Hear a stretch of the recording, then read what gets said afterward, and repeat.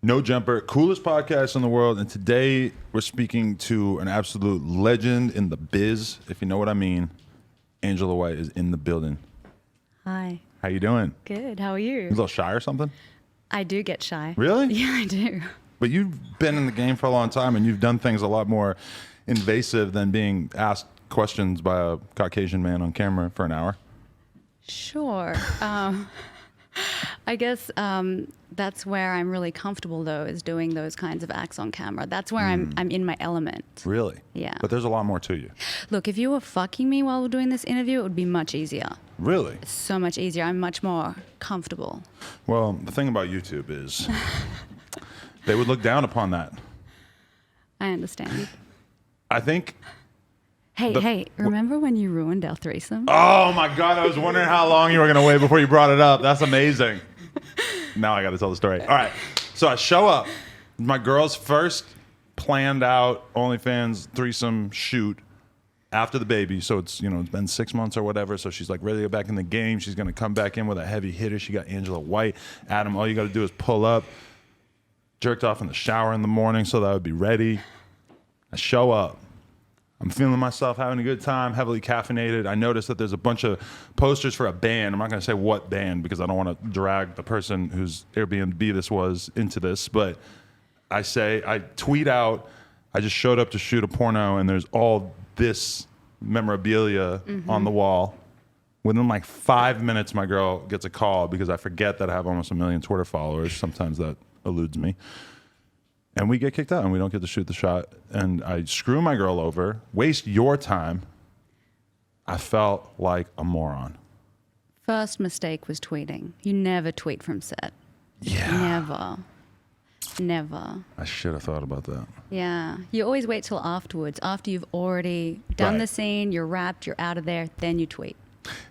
I guess like you still have that like renegade mentality where it's almost like you're doing like a bank robbery by shooting in this place. Because you're not supposed to. Technically. Sometimes. You just don't want to draw attention to yourself. Even if everybody is aware that you're shooting porn at the location, why draw attention to yourself? Exactly. And why not tweet it a few hours later after I left? Exactly. And then you could have fucked us both. Are we swearing on this podcast? We're booked for Wednesday, right? Yeah, you're fucking me Wednesday, unless you fuck up again. Unless I fuck up again. I'm going to come equipped. I'm going to come ready. Oozing with blue chew and just foaming at the mouth. And a little ad there, just a little slip. Might have to slide that in, yeah. But anyway, Angela, it's so nice to have you here. I'm sorry about that prior incident that made me feel. I felt like the biggest amateur in the world. It wasn't too bad for me because I had already fucked your girl. So you already got some content. Yeah. Well, I mean, it was more about the fucking Lena, which was amazing. I don't blame you at all because certainly Thank you. I think she has more value in that situation. I'm not gonna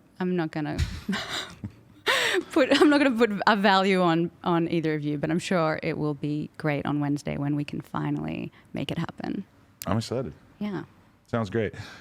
Let me tell you so when I first went to the AVN Awards, I forget what year it was, but it might have been 2018? 5 years ago. It might have been 2017. Okay. I forget. But either way. Did you come onto the Vixen stage? I'm talking about the actual awards show. But yeah, I was on the whole Vixen area, yeah. I think that was 2018. I think I met you then, and I had seen you for sure on all the different sites and everything like that, but I wasn't like fully aware of that much about you. And then we go to the awards show, and you just fucking win every award. And I remember me and my girl being like, we gotta view more of her content. This is insane. You just dominated. Michael Jordan. And so I guess that's just a fun anecdote that kind of blew my mind at that time. Yeah, that was a record number of awards won. Really? Yeah. Wow. So I was really proud of that moment. That was great. It was great. Yeah. Yeah. But it was kind of like, that was a really difficult couple of days leading up to that show, doing the convention and then the awards, because I was terribly sick. Really? I don't know if you remember that. Like, I couldn't speak to you on the stage because I was losing my voice. Right. But I had to host the AVN Awards that night. Uh-huh. That was 2018. So I was hosting the awards show. I could barely speak the couple of days beforehand. So I was saving my voice. I wouldn't speak to anyone. I didn't want anyone to think I was rude. So I was trying to have like people beside me like explaining why Right. she's not speaking. Wow. Yeah. Because I think a lot of people don't know that that is like the most hectic weekend of the average, like the adult performers who do go to that. It's pretty much the most hectic weekend of their life or of that year. Myself, I was going thinking that I was just going to party and all the girls were going to want to go out party and turn up and stuff. Turns out it's not really the case because most of them are like signing and taking photos for 8 hours and then have social obligations at night. It's really, if there's ever a time where a girl's going to want to get some sleep, it's probably there. Yeah. It's work. It really is. It's fun. Like, Yeah. it's fun work. It's great meeting all your fans, and there is definitely a party environment, but you have obligations every night to be at parties, to host parties, and then you have to wake up early, be in makeup, so then you're meeting hundreds of people. So it's, it's exhausting. It's fun, but it's exhausting. Right, definitely. Yeah. I think part of that, of what kind of impresses me or amazes me about how consistent you've been for all these years and how you've really kind of managed to have like the longevity that we're just used to, like very few people in the industry being able to pull off. I mean, I love what I do. That really helps. Right. Okay, we gotta go back a little bit. Okay. Melbourne, or where in Australia are you from? Sydney originally. okay. I moved down to Melbourne for university, so kind of I feel like Sydney and Melbourne are both my homes in Australia. Right. So what about your upbringing? Anything we need to know? Anything crazy that stands out as informative about what you would go on to do with your life? I think the things that inform my sexuality all happened in high school. Really? Yeah, I was criticized heavily in high school for the ways that I expressed my sexuality. I was labeled a slut when I was sleeping with men, and then I was labeled a lesbian when I was sleeping with women. It was like no matter what I did sexually, it was deemed inappropriate. Wow. And porn was the first place that I saw women being celebrated for having sex with multiple people. So that's where I kind of got my ideas about porn being this safe space for me to express and explore my sexuality. Wow, that's interesting. So you're like a young kid. You're already tuned into porn, I'm assuming, at this point. You're young, watching on the computer or whatever. And then... Mainly magazines. Really? Yeah. The good old days. It was hard to even get a hold of magazines at that point, but yeah. What, your internet access was restricted? It was just so slow. Really? Yeah, it was dial-up. Like In what year are we talking? Because didn't you get into the biz in like 2012 or something? 2003. Oh, that early. Holy shit. Yeah. I'm totally off Yeah. base. Okay. But I didn't start doing boy-girl porn until 2011. Okay, that's what I was thinking of. Okay. I did girl for 8 years before I started doing boy-girl porn. Wow. Yeah. That's like a long stretch in the D leagues. That's already a career. It's already a girl porn on career. like the amateur circuit before you Yeah. switched it up. Wow, interesting. Yeah. Okay, but so you were hooking up with multiple guys at the same time, or what were you doing that really like Yeah. got you the most shit? I mean, I was hooking up with a bunch of different people, multiple guys at the same time, girls, multiple girls. I just wanted to explore. Right. So, and it was a lot of fun. And how bad was the societal repercussion? It was pretty bad. Yeah, I could Yeah. imagine. So If it was anything like when I was in school, it probably would have been pretty bad. Yeah. it was pretty bad. I mean, this was before slut walks. So there was no slut shaming was big and you couldn't really claim to be a slut in a proud way. I mean, I Right. tried my best. But the slang for lesbian in Australia is lemon. Oh. I So didn't know that. you're a lemon. It's a derogatory term. So I would get lemons thrown at me at school, and it's kind of painful. If you go to the supermarket and buy a fruit to torment somebody over their sexuality, that's really something else. Yeah, Wow. yeah. But yeah, I mean, I got punched in the face too. By Yeah, another girl? Yeah, for being a lesbian. So, I mean, I did. Maybe I shouldn't have said what I said, but she was like, "Are you a fucking lesbian?" Like coming up in my face, Right. and I said, "Why? Are you interested?" And that's when I got punched in the face. holy shit. Yeah. And you probably didn't. Did you feel like you were even like deserving of sympathy, or were you sort of like brainwashed by these people to a certain extent into thinking that you really were wrong for what you were interested in? No, if anything, it kind of made me like I had more resolve. Like I was like, there's nothing wrong with what I'm doing. Right. And so it made me want to get into porn even more because I was like, okay, you know what? There's a place for me where I can explore my sexuality and be who I am. Right. And I'm going to be celebrated for that rather than criticized. So it just kind of solidified my want even more. That's amazing. Yeah. But before you had joined the porn world, you went to college in Melbourne and studied gender studies, or were you doing adult content at the same time? Same time. Okay. Yeah. So as soon as you got out of high school, turned 18 type thing, or? No, I actually, I didn't go straight into university. I kind of took some time for myself, and I was shooting porn during that period. Just on a solo tip, or what kind of content were you shooting, and who was there to shoot with in Australia? I'm not sure. Actually, my first porn that I shot was actually in Miami. Oh, wow. Here, So yeah, in you Florida. took the trip. Okay. Yeah. So that Australian was girls wild. love coming to America on vacation. Yeah, we do. All the time. I'll always meet a girl at the club or the bar or whatever, and there's just the Australian girls coming to town for a few weeks or a few months just to take it in, and I always be like, that's amazing, because American girls aren't doing that. Australians love to travel. I mean, we're isolated on that island, so we love to leave. It is a explore the lovely world. island, though. I It fucking is. love it out there. It's beautiful. Yeah. But okay, so you decide to describe shooting that in the early stage of your career. Okay, so I just turned 18. I'm still actually in high school at this point. Oh, wow. So I contacted a porn company that I'd wanted to shoot for. It was actually Score. I don't know if you know them. They used to, I mean, they still exist. Okay. They have Score magazine, Voluptuous magazine, and their website. Okay. And they specialize in big breasts. So I was like, okay, that's... And you've always been equipped with that, or? Yes. Okay. Yeah. Well, since I was 14, so Right. for long enough. So they were the company that I knew that my body was most suited for. So I contacted them. I actually sent them like a disc of amateur photos that I had my friends take. That's Snail so cool. mail. What a sign of the times. A handwritten letter saying, I've never been shot. I really want my first shoot to be with you guys. And yeah, I mean... What was their reaction? Like, were they immediately excited like, to work yes, with you? Yes, yeah. Objectively, how good did you look at that time in your life? Were you? I mean, I think I look a lot better now, to Okay. be honest. But I had what they wanted. You know, I had like the big natural boobs that they specialize in. And I knew that this company was willing to and often flew overseas models into Miami to shoot. That was kind of their thing. I think they were really trying to differentiate themselves from like the mainstream LA industry by getting big natural boob girls from around Europe. So I was the first Australian, I think I'm the only Australian that they've flown out there, but they were flying girls from the Czech Republic, from Germany, from France, like everywhere. So I knew that they had the money and were willing to fly girls overseas. So I was like, okay, I've got the body that they like to have in their magazine. I mean, yeah, I'm overseas, but they clearly are willing to fly girls in, and Right. they were keen straight away. How was the experience of actually doing it? You loved it. I loved it. It was so good because I'd been waiting since I was 14. I'm literally just sitting there waiting, getting through high school, but just waiting for the opportunity to finally shoot porn. Wow. So that was years of me dreaming about being shot.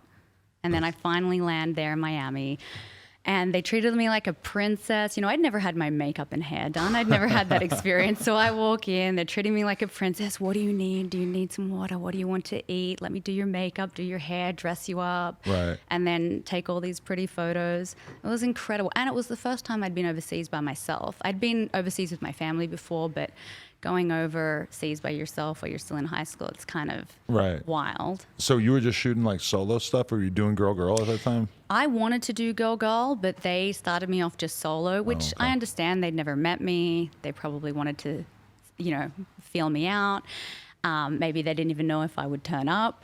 So we just did solo on that trip, and we did my first showcase movie, a solo showcase called A Day with Angela White. Wow. It was more than a day, but Did you feel like it kind of blew up right away? Like there was a real appetite for you? no. No. Okay. No. It was relatively Yeah. normal entrance into the industry. I think Score and Voluptuous have their hardcore loyal fans, and so within their fan group, I was very popular. But no, it took many years of grinding before I got any like recognition. But doing boy-girl content was off the table for you in the beginning? I just wasn't ready. I just wasn't ready. So my decisions have always been based on this kind of fuck yeah motto. So like if I think about something and my initial reaction is fuck yeah, I want to do that, then I do it. Okay. If I think about something and I'm like, that's it. That means no. Right. There's something in my gut, whatever it is, even if I can't put my finger on why it is that I'm not comfortable doing it, I don't do it. And I think that's actually one of the reasons I've been so successful in this career is that I don't do sexual acts on camera or off camera that I'm not like, yes, fuck yeah, I want to do that. Really? Yeah. So that's like your kind of thing that's guiding you. Yeah. Your guiding light. Yeah. I like it. Yeah. For sure. But it's interesting though, because you were like in high school, sort of like aspiring to be one of these girls who's doing stuff with like multiple guys and stuff. And then once you actually get into the industry, you decided to tone it down a bit for a while, at least. Well, that's where the shyness comes in, or I guess that sort of like uncertainty. Right. Because I'll be honest, initially I said, yeah, I want to do boy girl. And then when they said, okay, we'll shoot boy girl, I was like, oh, yeah.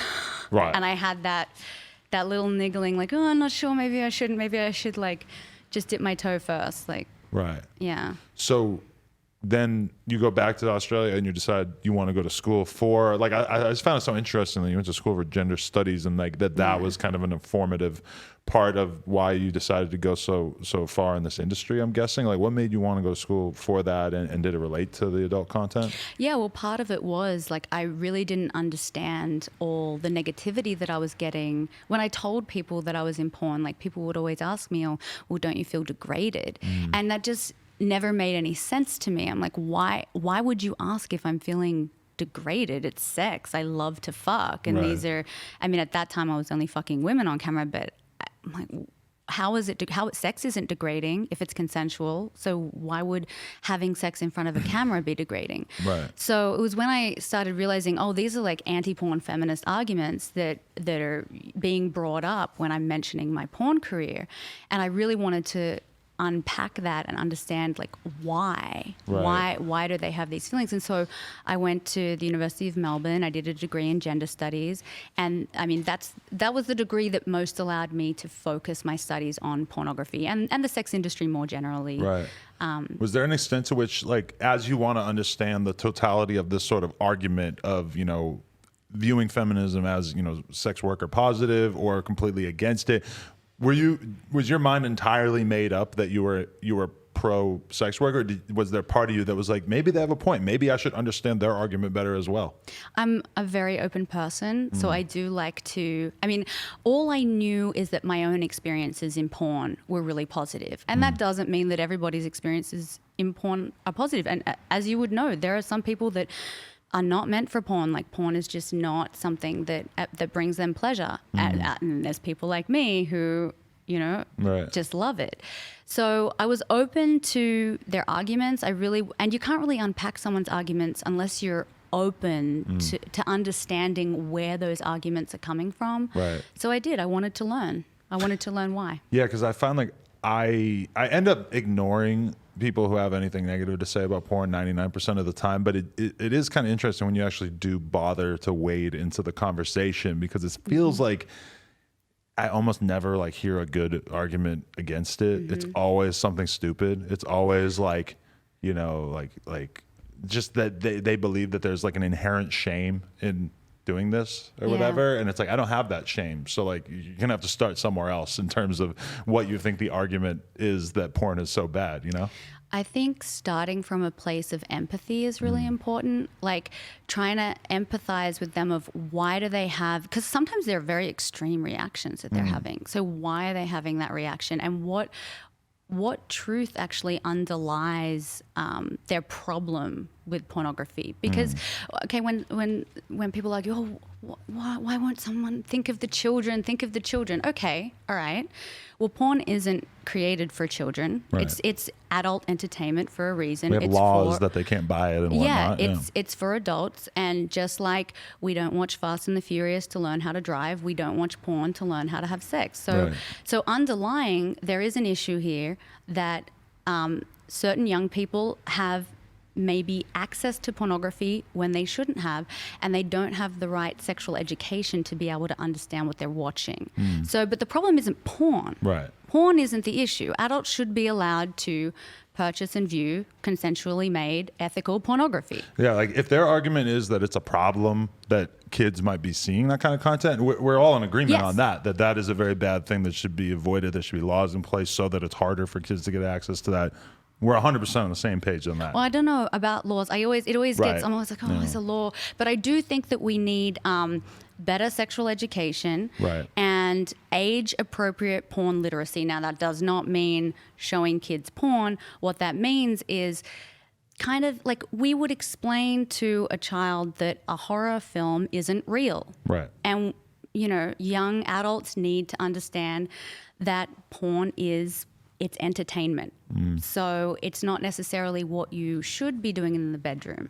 Yeah, it's such a weird topic because, you know, it's an uncomfortable thing to think that you even have to have this kind of conversation with a kid at a certain point. But clearly there is a time in which you have to have a conversation about it. The whole question is like, when is that kid going to be ready to, like, you know, my parents, like the information they gave me about sex was so bare bones that I can very clearly say that, like, my parents sort of like giving me like a 5-minute talk about what sex was, and then me having to figure out about porn and about everything else on my own was probably not ideal for my development. You know, like I figured all this stuff out from like my friends at school and shit. It's like I didn't, and porno magazines that we found in the woods. You know, it's like we could probably have done better in that regard. Yeah. But okay, so yeah, I mean that has always been an annoying thing. What did you find when you were going to school for gender studies and everything? Did you just absolutely love being in that environment? What was your experience like with that? Yeah, I loved it. I mean, I've always been very focused in my life. I'm very much like I've kind of always been obsessed with sex. Even as a kid, I was like the kid in the library, like looking at all the cartoon illustrations of intercourse and where babies come from and all of that. So everything that I've done as an adult has always been kind of somehow related to sex. So obviously I've been in sex work. I studied sex at university. Even when like I ran for politics, that was about sex work again.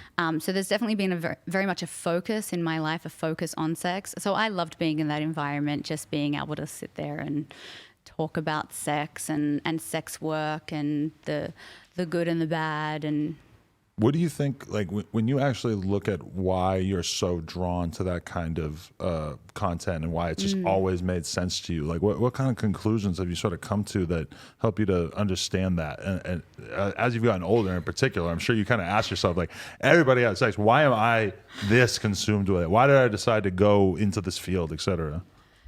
Yeah, I'm still trying to figure that out. I mean, I'm a very, like, sensual person, and in the sense of like my senses, like I love to indulge my senses, so sight and sound and taste, like I'm very much into indulging in all of it. So sex to me is for me it's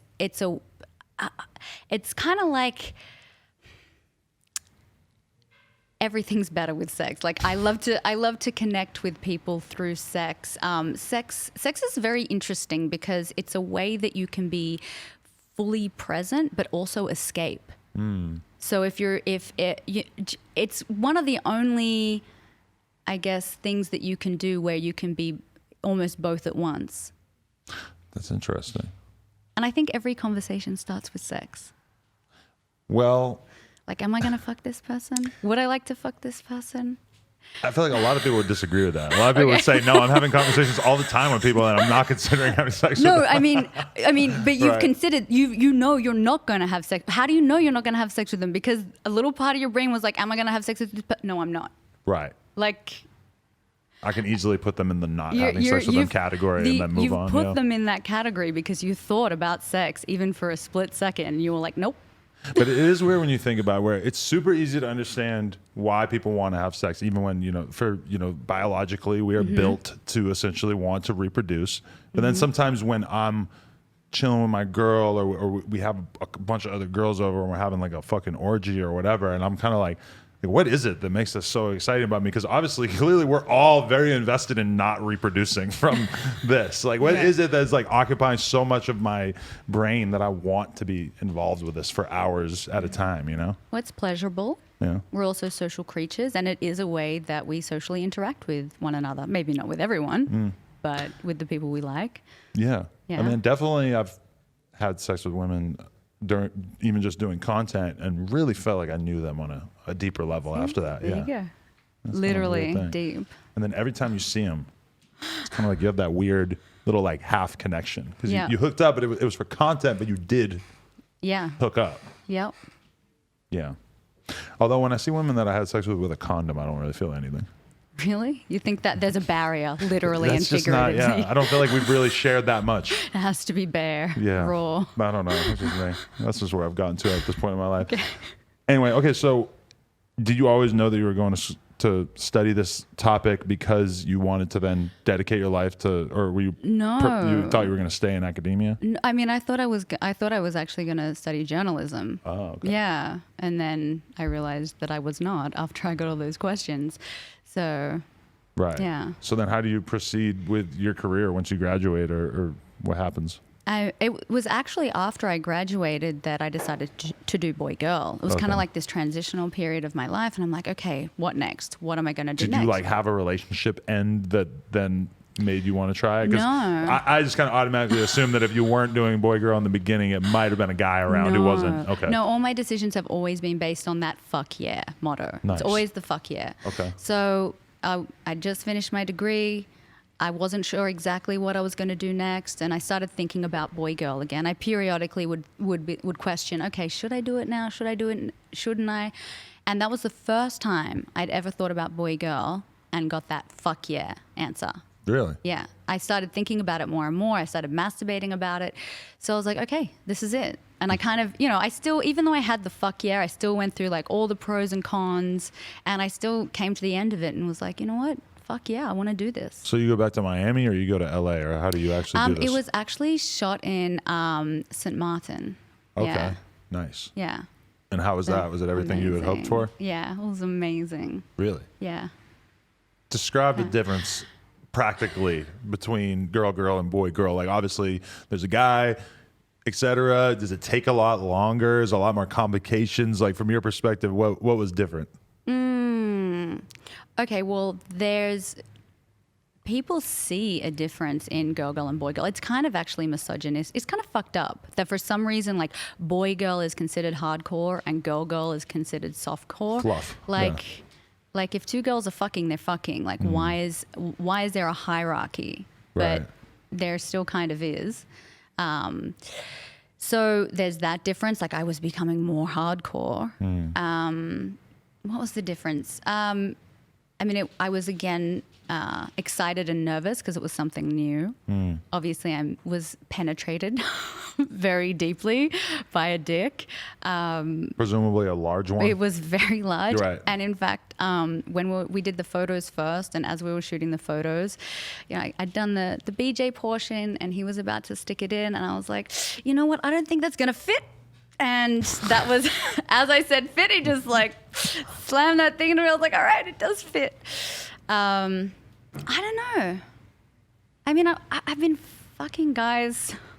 You've been at it for a while life. now, yeah. So, yeah, I mean, I was excited and nervous because I hadn't done it on camera, Right. or I had done it on camera, but not for the world to see. Let me get your thoughts on this, because like recently I had somebody on the podcast. They said, "Do you consider yourself a porn star?" I said, "No." They said, "But you're fucking girls on camera. You do this stuff." I go, "This is why I refuse to put myself in that category. It's because I haven't really like seen that much of it, but I have a rough idea of how hard it is to be male talent in the industry, and how long they have to perform and how much goes into it. And I have a lot of respect for that. And I don't really think that me showing up for 10, 15, 20 minutes on my girl's OnlyFans is really deserving of that kind of thing." Okay, Am I correct? So 10, 15 minutes on Wednesday is that? Just so I... Listen, I'm going to try to perform the best I can. I'm going to come equipped. I'm going to have multiple rounds on deck. But I don't I've hired guys to do content for us with other girls and stuff. I'm impressed. I'm often really, really wowed, and I really don't think I belong in that category. It's not because I'm like ashamed of wearing that title or anything. I just don't think I deserve it, really. 15 minutes is pretty good. 15 solid. I feel like in Yeah. the OnlyFans age, 10-minute has become like kind of the default for a lot of stuff. Isn't that? I know that the average keeps changing, but what is it, like 6 or 7 minutes? That's the average. In the civilian world? Yeah, Right. the people are having sex. Don't quote me on that. I know. That makes sense to me. Yeah. Does that include everything, including penetration? I don't know. Right. That's a good question. Interesting. I'll have to look into that. But anyway, much shorter than 15 minutes. Is regardless. average, right? Yeah. But okay, so Do you view it that way? Like, are you kind of Okay, in awe of the male performers from time to time? I am in awe of them, but getting back to the porn star thing, I wouldn't even call myself a porn star. Like, no, that's you cringy. get to wear the title. No, but you can call me that if you want. Right, but okay. if I'm like, I'm a porn star, like, it's just, you know, I'm a porn performer. Right. And calling yourself a star is it's kind like, of cringy. yeah, I feel you. It's a bit weird. Right. I mean, you're a performer. It's not your, I mean, this is your profession. Right. So maybe you feel uncomfortable because really, like, this is your profession. Like, you're not, I'm sure you make. I'm a porn hobbyist. Yeah. There you go. That really is how I feel too. It's like I just pop in. I do a little bit of this, but it's just a very side Okay, thing. you're Yeah. an occasional porn performer. Right. Yeah. I'm okay with that. Yeah. But yeah, I am in awe of the performances that Really? the males do on camera. Yeah, they're. I mean, the females as well. We're all sexual athletes, really. Right. Yeah. Athletes, huh? It feels like that every Yeah. time you shoot, or just some of the time. When I'm doing more, I don't like to call it extreme, but like when I'm doing acts that are more physically intensive, you are training for those acts. You're stretching like any kind of athlete would. You're preparing. I mean, we have to prepare our bodies day in, day out for the physical work that we do. We have to eat right. We have to be going to the gym. We have to keep our body in like a peak physical condition. When we're doing anal or double anal or gangbangs, we're literally having to prepare our muscles for that intake. There's a lot about, and it's also like athletes, there is kind of a timeline. There are a lot of older men and women in the industry, but you know, when your peak is generally when you're younger, just like an athlete. Do you think that your longevity in a lot of ways has been because you took everything so serious? When you talk about stretching, you talk about working out, et cetera. I feel like I've interviewed a lot of adult stars who've even been in the game for a while, and I don't know that they really have emphasized stuff like that. I think that there's a number of factors that have contributed to my success, and I think that one of those things is that I'm very much about business. I take it seriously. I take it seriously as a job. I take it seriously that I'm a sexual athlete. I take it seriously that it's not a party. You know, there are different people get into porn for different reasons. Right. Obviously, I got into it because I love sex. I wanted a space where I could have sex with multiple people, with other people that would be my sexual peers, that would be supportive of me, rather than, you know, being criticized like I was outside of porn.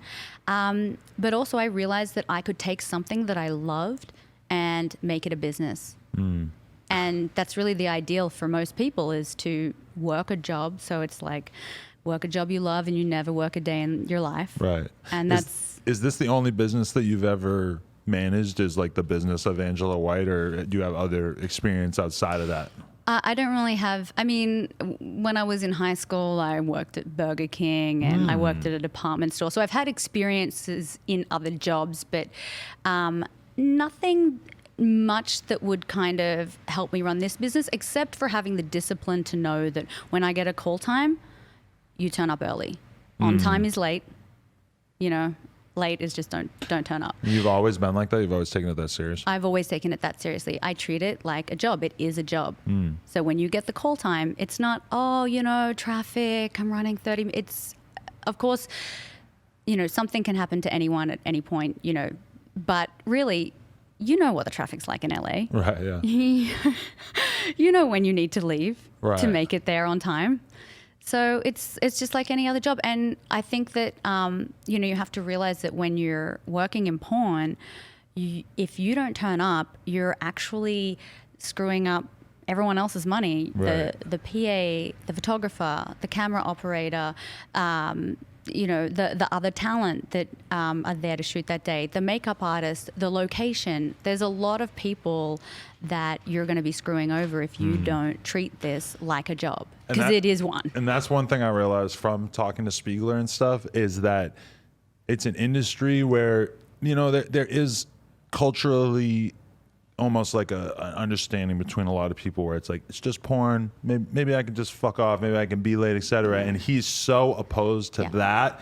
And in reality, it's not that kind of business. In reality, this is like, you know, there's a call time. There's a lot of people that are going to be there. And if you show up an hour and a half late, you're a fucking asshole. So like when I talked to Spiegler and really realized how important the professionalism is for him, that really like made me understand why he was so great at his job, is because he takes a sense of seriousness to something that maybe historically there's been a lot of people who didn't want to take it that seriously. And I see that in you too. So it's very clear why you're both successful. Yeah. Yeah. Definitely. Okay. So you're getting into the game, and then how do you proceed from there? Do you start stepping it up in terms of doing, you don't like the term extreme, but doing more intensive things? And like, was that part of what was driving you? Did you want to push yourself to the limits? That's what it became at a certain point. But for example, when I first started doing boy girl, I had no plans to do anal. Okay. None whatsoever. I just didn't think that I'd be able to take porn dicks and get pounded in the ass like that. I just really didn't think that was an option for me. I've seen those things, and I agree. I would assume that you would have some doubts there. Yeah, and now I probably do more anal than anything else. Wow, really? So that kind of happened as an accident. I was webcamming at the time because I was back in Australia, so webcamming was the best way for me to earn money there. There is some porn being shot in Australia, but it's a much smaller industry. So I had to supplement that income with webcamming. And then one night I was doing a show and I accidentally fisted my asshole. The vibes were just right. Well, I started with one finger, and then I was like, oh, I could probably fit two in, and then I could probably fit three in, and then suddenly my whole fist was inside me, and I was fisting myself thinking, you know what, I guess I can do. And you've been doing adult content all these years, and you hadn't really realized that perhaps you were gifted in this regard? Yeah, I had no idea. Wow. Yeah, so shout out to that guy I did that show for. Thanks to you, I now do a lot of anal porn, double anal, gangbangs, DPs, all of that. And what would you describe as your motivation to do that? Is it the fact that you want to make more money? Is it the fact that you want to be the greatest version of the porn star that you already are? Or is it a sense of like, you want to see this as art? Like, do you want to have this catalog? Is it important you know that you have hundreds and hundreds of scenes of extreme stuff? Not extreme, intense stuff. So part of getting into the industry was exploring my sexuality and wanting to do so in a safe environment. And so once I realized that I could do anal, of course I wanted to explore that. And then, well, I've done anal, so let's try DP. I want to know what that's like. I'd never done DP off camera, so I wanted to experience it. And then, of course, I had done gangbangs off camera, but never with anal. So it's like, I want to do a gangbang. It's really like, I want to experience everything that I can sexually. Right.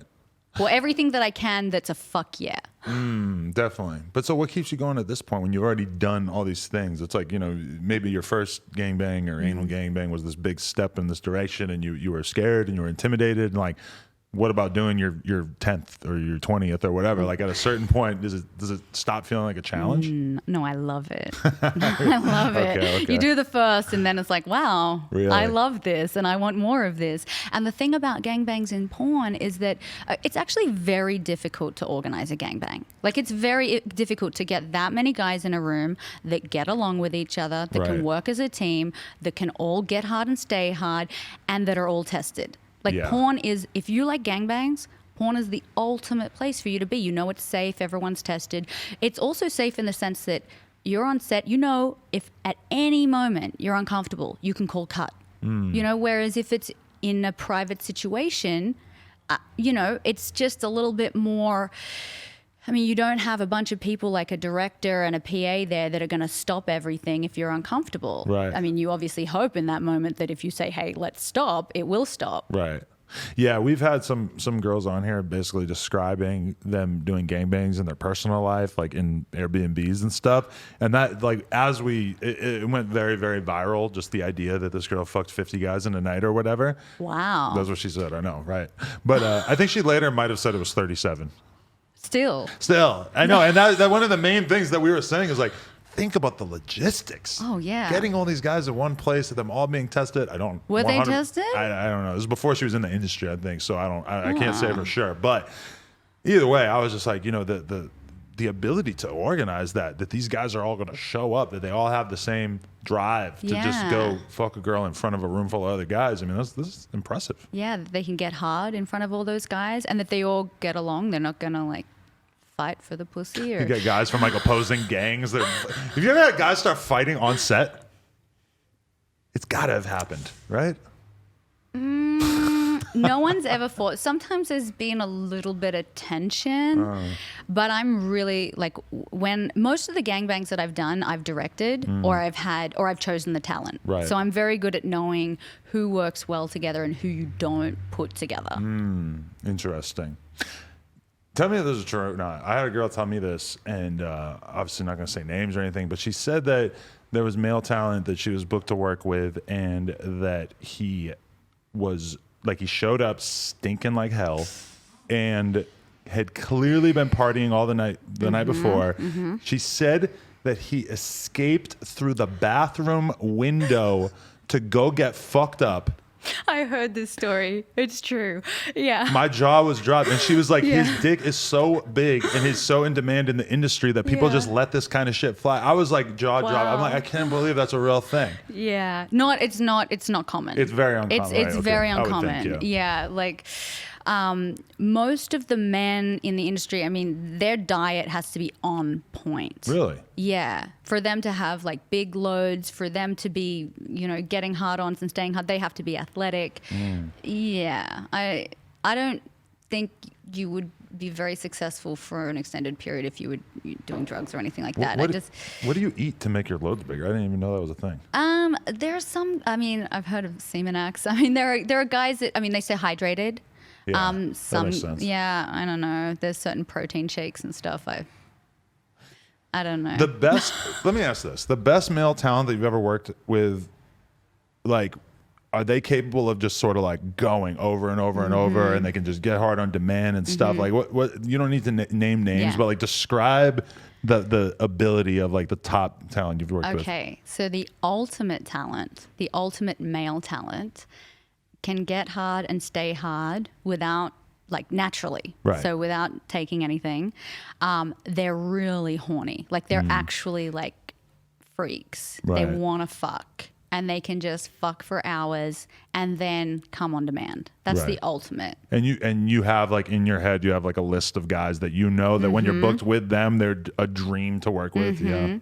And then, like, to add on top, if you want to be like even more ultimate, can fuck in a way to make the girl look really good, because you can fuck hard and long, but then you just like putting the girl in positions that don't even look good, or positions that actually hurt the girl. Like if you're holding the girl's leg in a way for an extended period that actually hurts. The best, it's so easy for them. It's like autopilot. They know where to put your leg, where it's going to be comfortable, where you're going to be able to stay in that position for a long time, where your back is arched, where you look great, where it feels great. They can make you come.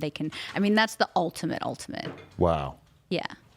So guys, when you ask me, can you help me get into the industry, and you see me make a face that's like, all right, like, that's why. It's because I know that there's actual, like, real talented dudes out there that are filling most of these roles, and so when you kind of show some interest, it's like, whatever, go prove yourself and then tell me that you want to get into the business. And it's not my business. Like, there's a lot of people you could talk to besides me that would probably be better to talk to about that. Anyway, Don't ask me though. Yeah. Don't ask me. Oh my God, you probably get those DMs more than anyone All on the earth. time. Oh my God, Yeah. that's hilarious. How does it feel seeing like it's almost like it's hard to see what's happening sometimes when you're in the heat of the moment, but what we've seen happen to the adult industry over the course of the past couple of years is unbelievable. It's like something that in a lot of ways I think people theorized about for years and years. Like I remember somebody asked me when I interviewed Riley Reid way back in the day, somebody asked me if I would do porn, and I responded as if it was the craziest question, And then by the time I actually started doing OnlyFans stuff with my girl, it just seems like nothing. It's become normalized in a way that hard to even fathom. Like, what's your perspective on that, especially as somebody who's really part of the old guard? You came up the old school way that is probably now going to be like much less girls are going to come up that way. They're probably largely from now on going to become sort of mini OnlyFans stars and then do stuff in the business. Well, I think it's great. Yeah. Because performers have more power than they've ever had before. Performers are making more money than they ever had before. And, you know, and it really, I mean, it empowers all performers, but it particularly empowers women who have traditionally been seen as the ones that have been disempowered and degraded through working in porn. But, I mean, the women have always earned more than men, but the women now in the industry just, they're making so much money if they're doing it right. Obviously, you have to be professional and build your brand. It's not easy money. Right. People think it's just easy. I mean, if you're really pretty, of course you're going to get booked a few times with every studio when you first come in. But if you're not professional, if you're not showing up on time, if you're not clean, if you don't know how to handle your money, then you're not going to be successful in the long run. I mean, now it's the women that they really are directing everything, and literally, like, they're directing their scenes for OnlyFans. They're the ones that are hiring the videographers and the photographers, and they're choosing the locations, and they're in charge of their brand and how they look and which makeup artists they hire for the most part. So I think it's really good. It reminds me of when I watch documentaries about like the crack epidemic. When crack came out, it's like you just had all these young dudes who were just making so much money from these low-income neighborhoods. Now, obviously, selling crack and selling porn is a very different thing. One is wrong, one is illegal, and one is legal. Right. But there's something kind of magical about all these dudes from these low-income neighborhoods all of a sudden being able to be rich for the first time in American history.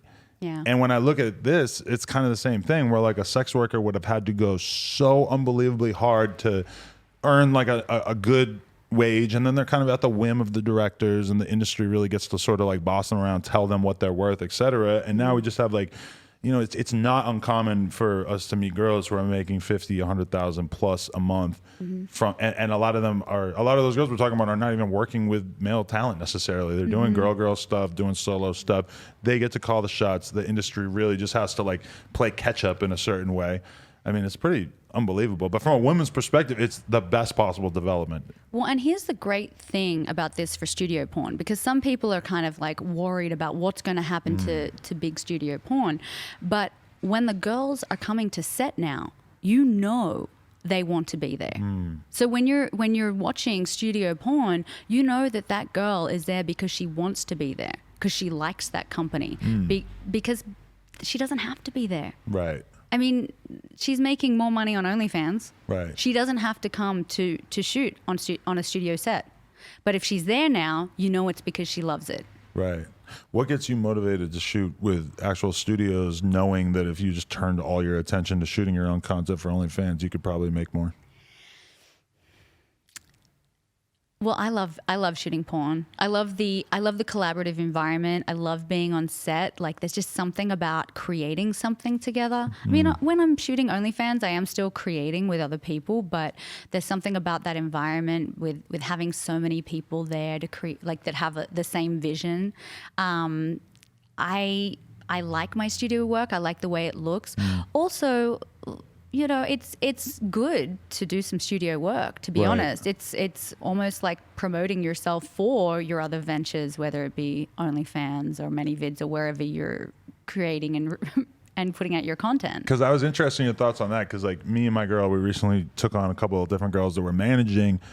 One of the girls, I definitely have thought about that, like, damn, like if she shot for Brazzers, Vixen, et cetera, if we just like lined up a certain amount of shoots or whatever, I mean, that machine is big. Like, there's a reason why girls get into the traditional porn industry and all of a sudden they get, a couple 100,000 followers on Twitter, and you never heard of them, but they got on this platform and people liked them and people just followed them, and boom, they got a whole career from there. I mean, the fucking studios don't own your Twitter account from there. Those are your fans that you get to market to. Yep. And I've thought about that. I've thought about telling her, like, hey, would you be down to do this? But I'm also not sure if it's like necessarily the best idea in the long term, but I think it's probably some of the best promotion you can get, right?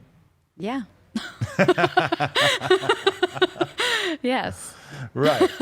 Because, I mean, think about it. Girls do like content trades with each other all day, or like Instagram shout out trades all day. I mean, like what are the major porn studios aside from like massive shout out machines that have huge fan bases, you know? Yeah, I'll also say that you learn a lot from being on set. You learn a lot about lighting. This is how like I ended up becoming my own producer and director. I learned from being on set. I learned, you know, the kinds of positions people are shooting and how low they get. Like where is the lighting? What's the etiquette on set? You learn a lot. You meet a lot of people. It's for me, it's such a fun environment. You're a traditionalist. I am. You are. I could feel it for sure. I respect that though, because it's like it's an art. It's like there's a traditional way to go about it. Yes, the Rolling Stones could probably play a virtual concert and maybe make more money, but they want to be in those venues. Yeah. You know? Yeah. Also, like there's a lot of bad habits that are learned on like OnlyFans sets, I guess. Like sometimes I see the way someone's filming and I'm almost like, oh God, what are you doing? Like the other day I was doing an OnlyFans thing where there was another person filming and I was getting titty fucked and he came around from my POV. Now, if you do if you do my POV when I'm getting titty fucked, you're just getting a fucking dick slamming into the camera lens. I'm like, no, you have to get his POV. And I'm like, that would never happen on a pro porn set. You learn these things from going through the studio system. I'm sure if we were to really sit down and watch a lot of amateur OnlyFans content, we would probably be able to pick out a lot of things that, and I even noticed it for myself. I noticed myself filming into the ring light sometimes and I'm like, Jesus Christ. Then I realized and I'm like, fuck, I just filmed for 5 minutes straight and the lighting looks worse than it could have looked. On the one hand, like I'm dying inside when I'm seeing the camera here and a dick just going to the lens. I'm dying. But on the other hand, I'm like, it's okay. It looks more amateur. The fans want it to seem amateur. They want it to seem more real. This is fine. Everything's fine. Right.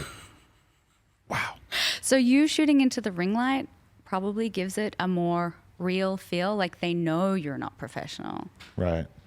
Leave the soda can on the ground. Yeah. Don't pick up the McDonald's bag in the corner. This is the hardest part for me because I know that my OnlyFans content sometimes looks too professional because I'm...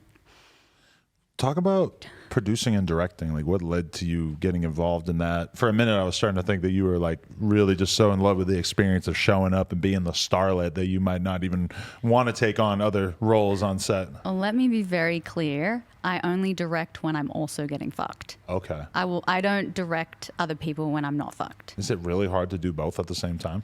Yes and no. The reason, if I was doing features, like story-driven porn, then it would be difficult. But because I'm shooting gonzo, like my favorite type of porn to shoot is all sex gonzo. Okay. So that's, I mean, it's really just about the two or more people in the scene fucking how they want to fuck. Right. So my directing is more, and producing is more like, okay, I'm going to control the location, choose my makeup artist, choose my photographer, choose my videographer, choose my wardrobe, choose the vibe, choose my partners. So I'm in control of all of that. And the direction that I give to say, if it's with male talent, the direction I'll give to my male talent is like, I literally want you to fuck me however you would fuck me without the cameras here. Like, go wild, let's get crazy. That's my direction. So it's not like I'm asking people to do a bunch of lines. So it's much easier for me because it's really just, I allow for that spontaneity when we're fucking. The only thing is every now and again, because I'm directing, I might, out of the corner of my eye, see the cameraman somewhere. I'd prefer him to be on the connection right now rather than on the penetration. And I have to decide in that moment, okay, I have to trust whoever's filming. I have to trust that they'll come up and capture this moment right now. Because if I don't like to cut. Right. Cutting, I prefer it to be camera on, straight through, no cuts, because that's really authentic. Yeah. I hate having to cut something. I just feel like if I could get a good hour or two like straight, that's so much better than like, do you mind if I just need to use the restroom? Can we cut? You can. No, I'm kidding. But yeah, because you could feel it, because I have to do that. Sometimes I'll do a 4-hour interview. I got to go take a piss, and it's like I come back and the energy's a little different. And Yeah. I hate that, Yeah. you know? Yeah. I wanted to ask, are you interested in doing more like business in porn aside from just you being the talent and stuff? Like, because it occurs to me as we're having this conversation that you could probably start like a porn studio if you wanted to, and just given how specialized you are, how much you know, it could probably be competing with some of the top brands and stuff. Like, does that appeal to you? Are you interested in like forming businesses? Have you thought about like maybe one day you're going to be 50 and you aren't going to want to shoot anymore, and maybe you want to have like what do you think about the long term like that? Yeah, I do. Right now, I just love to fuck, so that's my focus is performing in porn. Right. But I've thought about like creating my own platform, and I'm definitely thinking future. But ideally, I would make enough money performing and invest in the right way that when it comes to that, I don't necessarily have to have another business. Like, I can retire and I've made my money. So we'll see. I just can't get away from the fucking. Like, I've had a lot of really good like directing offers from companies saying, direct for us, which would obviously be me directing without fucking, and I'm just like, that doesn't sound like a good use of your Tuesday. I just wanna jump in. Right. You ever think about hanging it up though? You ever think about like when your body might tell you this is no longer a fuck yeah experience?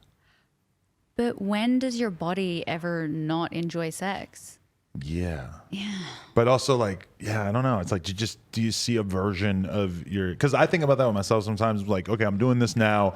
Am I going to be doing it in 10 years? I don't know. Maybe I want to hang it up by then. But it's not going to mean that I don't enjoy sex. It's just going to be maybe at a certain point, I've done enough that I might want to take a step back from it. Has that even, it doesn't seem like that's really on your radar. That's not, that's dope. Not that's on my radar. You found your true love. Yeah. For sure. That's awesome. Okay. I have a couple of things I want to ask about. Okay. So when you ran for office, explain to me how this went and what motivated that. Okay. So I was asked by the Australian Sex Party, which is a legitimate political party in Australia. They've actually changed their name now. I can't remember. So for the record, we have two parties, and you guys have so many parties that you can just have the sex party. Yeah. Must be nice. Yeah, the Australian Sex Party. So they asked me to run because I ran in the seat of Richmond, and there was a woman running for, it was the Greens. Oh, it's been so long now. Kathleen Maltzan, and her policy was that she wanted to shut down all the brothels in Melbourne. So she was running off like a Swedish model where, the men that are partaking in the sexual services, they become the criminal, and basically that. The reason it doesn't work is that it makes sex work unsafe for the women involved. So regardless of what you think of sex work, if your type of feminism is that you believe that it's degrading to women, the reality is if you're a feminist, you should care about the safety of the sex workers involved. And what shutting sex work does is push it underground. So it makes it less safe for the women involved. Now, brothel work and escorting is legal in Australia. Okay. So there's slightly different laws for each state, but the brothels that were in Melbourne, which was where I was running, they're completely legal. Okay. So she was trying to shut down this industry that was totally legal, and my job wasn't to win the seat. My job was to draw attention to the fact that this was one of her policies. And she was running for the Greens Party, which is generally very progressive. So they're usually very sex positive, sex worker positive. So this was kind of counter to their usual narrative. So my job was to be like, hey, this is happening, do not vote for her, and kind of funnel votes away from her. Is your general perception of the brothel sort of thing in Australia is that it runs very well and it's very safe and it's it performs well? There's not a lot of crime related to it and whatnot? I honestly can't tell you the ins and outs of it. I haven't worked in that scene in Australia or here, so I don't really know. There could very well be improvements that need to be made, but I'm not the person to ask. All I knew is that the sex workers themselves were saying that if you shut down the brothels, you make our work unsafe, you put our lives in danger. So that was okay, that's my concern. Right, because I mean, having been to like Amsterdam, for example, standing in that, I was young, I was like 19, and I'm just looking at the women, and they're able to perform their job. It's clearly much safer than the alternative. It was just, I'm like, there's no way that you could consider this worse than women having to walk up and down the street and deal with who knows what amount of violence and having to go back to random dudes' apartments, or even in LA, there's just like streets where pretty much 100% of the sex that's taking place is just like in people's cars and stuff. Yeah. And I've had conversations with some of those women who have been beaten and raped and obviously have no way to get any kind of justice, no way to report it, no way to do anything. They're lucky they didn't get killed. Yeah. I mean, it's hard to imagine anyone really looking at these two options side by side and deciding that women roaming the street and getting fucked in cars is a better option. Yeah. Yeah. And when it's legal, the women have recourse to, like you said, justice. They can call the cops if something happens. Whereas if it's illegal or underground, they're going to be scared to contact the authorities. So, so I got enough votes that, because she had a very good chance of winning that seat. So my job was literally just to take votes from her, and I did that. So I was like, yep, that was a success. Wow, that's amazing. Yeah. Good job. Thanks. Also wanted to ask about, it's kind of always been like a thing, but there's always like the mode that certain women get into where they spend some time in the porn industry and then they exit and then they shit on it and they have negative things to say. Sometimes those things are very valid because, they might have been dealing with some misconduct on set, et cetera. Obviously don't want to take anything away from people like that. But you do sort of see how this becomes like a grift at a certain point where people just sort of use their porn experience to then talk down on it. They get to appeal to the audience who looks at that kind of thing and says, aha, look, it's all fucked up. She was in the industry and she says it's fucked up. How do you feel about that? And do you see that being like a growing or slowing trend? Okay, so it's, how do I feel about when someone has a terrible experience in the porn industry? I hate that. I'm really, like, it saddens me because it's true. Like, not everybody does have a great experience. I'm very privileged in that I've had a wonderful experience. I've also, being able to, through that privilege, put myself in positions where I'm not going to be in a vulnerable position. I work with who I want to work with. I choose my talent. I choose the companies. I'm now a Brazzers contract star. So, I understand that I'm in a privileged and powerful position. Not everybody has the experience I have. And I think that, there's always ways any industry could improve. And I think that we as an industry do need to work on making sets safe. And I think that many companies have actually turned up and done what's needed to be done. Like even Brazzers has a consent list. Like when you come to set, you go through pages of acts and you list what you will do, what you won't do, what you're willing to do, but there's a description of where you can kind of yes, I'll be slapped but softly, or no hair pulling unless it's, so there's a lot of companies stood up and said, okay, we're going to make these sets safe. They conversed with performers asking how can we make your experience on set more comfortable, fun, ethical. And I think that the industry is really improving. Now, even if you have great experiences on set, if you have any shame related to sex, you might still not enjoy your your time in porn. If you hold on to any of those, societal stigmas, porn isn't for everyone. You do have to be, you really need to be a confident person and confident enough to take criticism, because you will be criticized for the decisions that you've made, even though sex work is becoming a little more normalized, especially after the pandemic. I feel like everyone got an OnlyFans after that, and so it's normal for people to know a sex worker.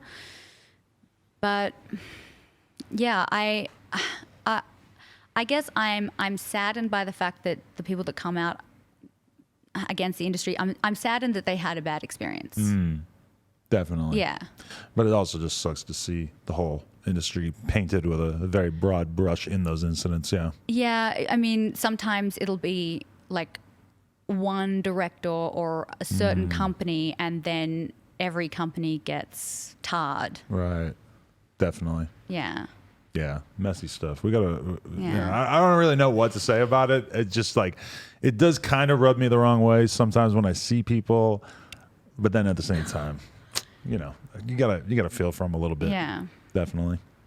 Okay, so what do you have coming up? Anything in particular that stands out that you're excited about, or? Well, I'll use this as my plug to say I'm a Brazzers contract star now. Amazing. So I did my debut contract scene just came out. It was a gangbang, of course. So I wanted to start my contract with a bang. Right. A gangbang. I think they sent me a login. I can't remember, Yeah. but I should go check that out either way. Yeah. Yeah. It was amazing. I chose all my male talent and it was crazy. We did DP, double anal, double vag, triple penetration. Triple vag, Jesus Christ. No. Triple Oh. penetration. So when I say Oh. triple penetration, not 3 in one hole. So I've done 2 in the vag, 2 in the arse, and then done like 2 in the arse, 1 in the vag. So triple penetration. Right. 2 in the vag, 1 in the arse. Did I say that? Or 2? Both variations. Right. I think it's so impressive that you're able to get so many guys together that don't mind having their wieners pressed up against other guys' wieners and stuff. Because Yeah. that to me, I think that's kind of on my no list. But I think it's cool I think that it would feel so good. Like I think it would feel so good. Right. Like it's like just frotting inside a woman. Frotting? Frotting, yeah. What like is frotting? Frotting. It's like when you rub your dicks together, but then you're doing it inside a hole. That's hot. Yeah.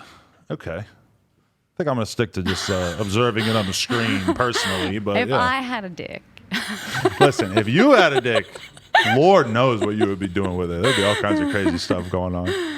well, anyway. Oh, maybe I've done quadruple penetration actually, because sometimes I've done triples and then had one in my mouth. So I don't know if that's Jesus Christ. yeah. But Nothing but respect for my president. But don't you think like the hole would just get so much tighter? Like if you had 2 dicks in one hole, like it would just feel.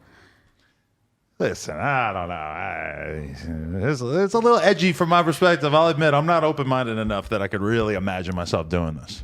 But in theory, think sure, it's yeah. hot. I can imagine it being a good old No, time. am I like the only one?